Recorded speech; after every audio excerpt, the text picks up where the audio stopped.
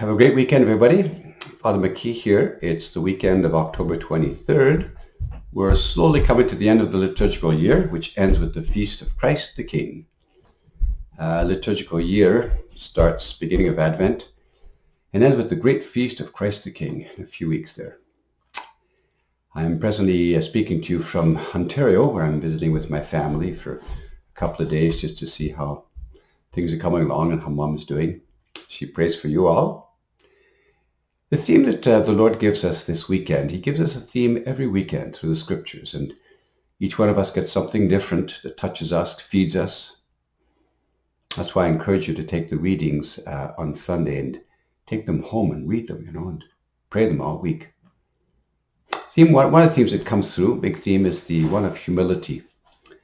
Humility is so central to the life, not just of Catholics, but it's a theme central to the human person as a religious individual throughout all of history. It applies as well to Muslims, Hindus, Jews, atheists, you name it. The fundamental attitude of humility before the grandeur of creation.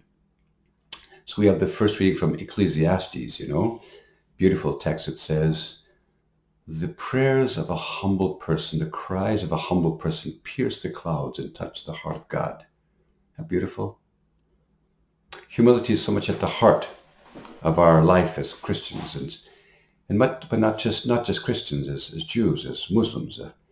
Humility is the sure sign of a person who's understood well the proper relationships between the fragility of our little being itself and the grandeur of all of creation and the beauty of God's work, and of course the immensity of the Creator. Jesus picks up on that same theme. He doesn't always speak to people who are his disciples. Jesus is speaking to every human being. When he tells a story about two people, it says two men. It could easily be two women. I'll use two women in this case, but Jesus talks about two men. But two women go to church. One goes to the front and says, "Lord, I'm just such a wonderful woman. I'm a wonderful woman of prayer, and I'm not like other people. I follow all the rules and all the regulations of my religious faith, whether it's Muslim or Christian, whatever it is, or Jewish, it doesn't matter, Hindu. I follow the rules and regulations, I'm not like other people, who just kind of, they're slipping around the sides, and one attitude, and then the other woman at the back, or the man, of course, says, man, my life is a mess. I'm trying my best, but boy, I sure am not doing very well. And just beating her breast and saying, "Lord, just have mercy on me and help me to be indulgent with others." Remarkable attitude. Jesus didn't come just to correct the Jewish faith. He came to correct all of our lives as human beings. And the human person as a religious being, that the foundation stone is always recognizing that I'm a creature, fragile, and in desperate need of God's amazing grace. So a good message for us, as we flounder through the week and try to do the best we can in serving others, never perfectly, but always aware of God, the immensity of God's love.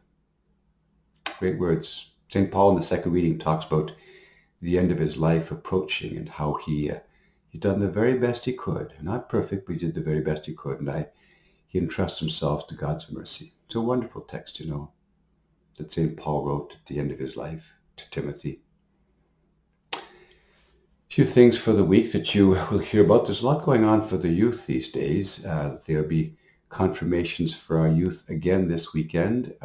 Keep them in prayer on Saturday night for the French kids. We have the Ifata weekend this Saturday.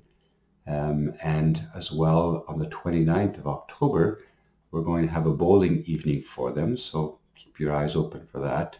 We'll be going bowling here near Alexander Street in Pierrefonds. As well, there's the World Youth Day Diocesan Days that start November the 12th. There'll be lots of activities for our teenagers and youth.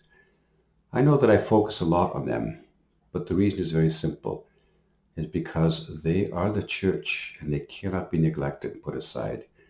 They need to hear the good news from you and from those who have an experience of God, those who are pregnant with the presence of God in their lives, need to give birth to the life of our youth, that they may come to experience the beauty and the hope that comes from the faith.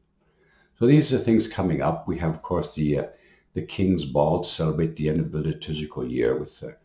You'll hear more about it. You can look at the info letter. So God bless you.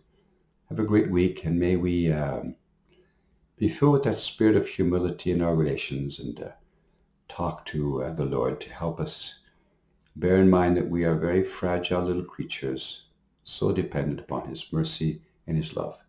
So the Lord bless you all, the Father, Son, and Holy Spirit. Have a great week, everybody.